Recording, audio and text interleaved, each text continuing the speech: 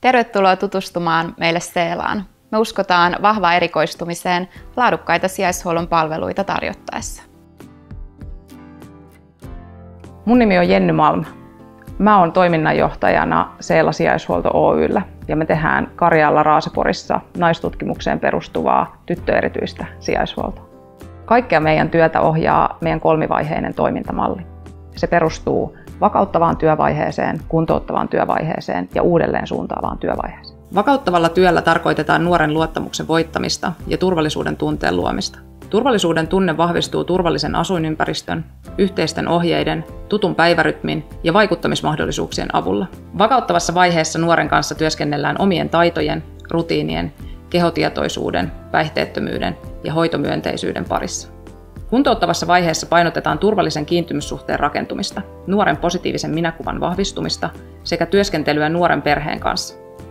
Lisäksi ylläpidetään ja syvennetään vakauttavassa vaiheessa opittuja taitoja nuoren toimintakyvyn kasvaessa. Työskentelemme muun muassa nuoren itsetunnon, taitojen kehittymisen ja nuoren oman elämäntarinan parissa.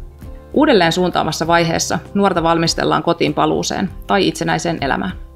Työskentely on omaan hyvään tulevaisuuteen orientoitumista, eli työskentelyä suunnitelmien ja unelmien parissa. Tarkoituksena on osoittaa nuorelle, että omat hankalat vaiheet ovat vain pieni osa hänen tarinaansa. Hei, mä oon Anne-Mari Kuusimäki. Mä oon Seelan henkilöstövalmentaja. Mun rooli on tukea meidän työntekijöiden voimavaroja ja tunnetaitoja, jotta he pystyisivät kohtaamaan nuoret ja perheet viisauden ja rakkauden kautta. Meillä Seelassa on oma perhetyön malli, jonka tavoitteena on luoda luottamuksellinen ja ammatillinen suhde niin, että perhetyössä vahvistetaan aktiivisesti perheen omia voimavaroja ja toimintakykyä.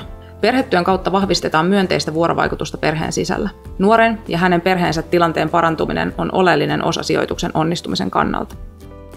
Meillä on sijaishuollossa nuoria, joissa on valtava potentiaali, mutta jota ei tunnisteta tarpeeksi, ja tämä me halutaan muuttaa.